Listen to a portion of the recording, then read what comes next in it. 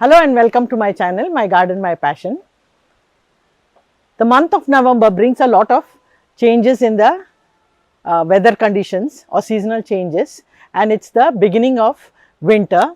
However, where I stay in Dharwad in Karnataka, we do not have severe winters like we have in North India.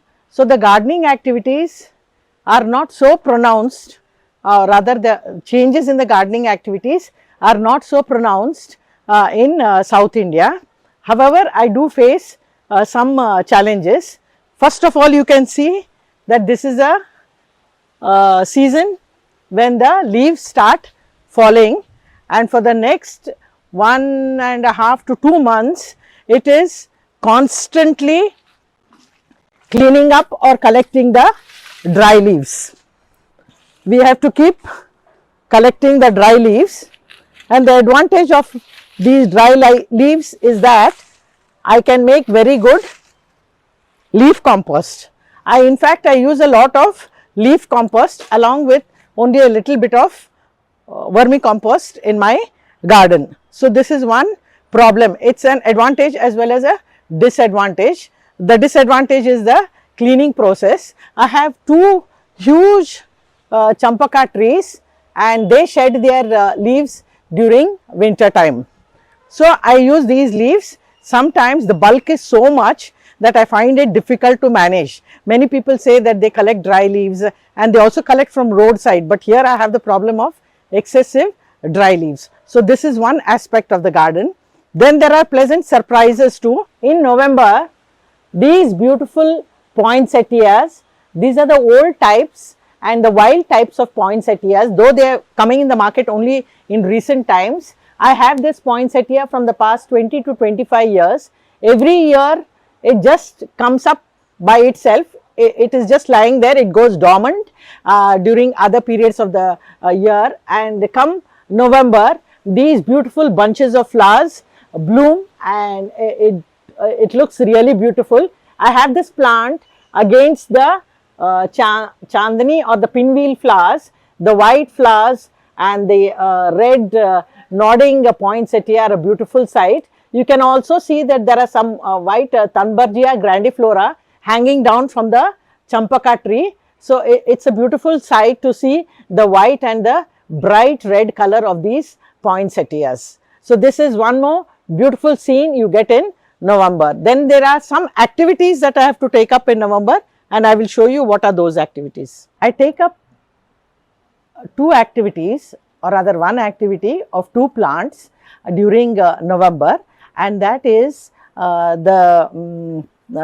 putting aside these peacock ginger plants. You can see I have put up a video earlier on peacock ginger, and it's a beautiful sight. That's in June, July, and now they go into dormancy. Even the leaves are torn and eaten by insects. All that I have to do now is either I pull out the whole plant and remove the roots of the plant and keep them aside. That they do it in winter in North India, where the winters are very severe. They remove the bulbs or the tubers and keep them aside, and then replant them in June, July when it starts raining. So, this is the dormancy period, and that they will not grow during this time of flower. They flower only during June and July. So, these plants I will just set aside somewhere. Since I have a very large garden, I do not have to think about the space. So, all my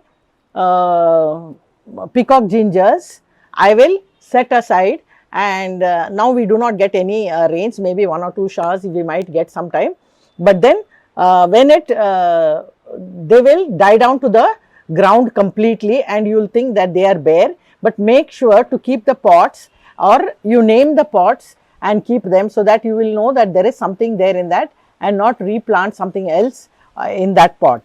Similarly, with the caladiums, you are all aware of the beautiful caladiums. I was planning to make a video, but somehow I have not been able to. I will put up pictures of how they look during the rainy season. The caladiums are also now fading away, and the same procedure what I follow for the red ginger, I follow for the caladiums. So, I will set aside these caladiums in a place, in a dry place where they don't get water, because if they are in dormancy and they are watered, then there are chances that the bulbs and the tubers will rot. So you should keep them in a place where they do not get any water, and when it rains with the summer showers or the beginning of the monsoon, they will start sprouting again.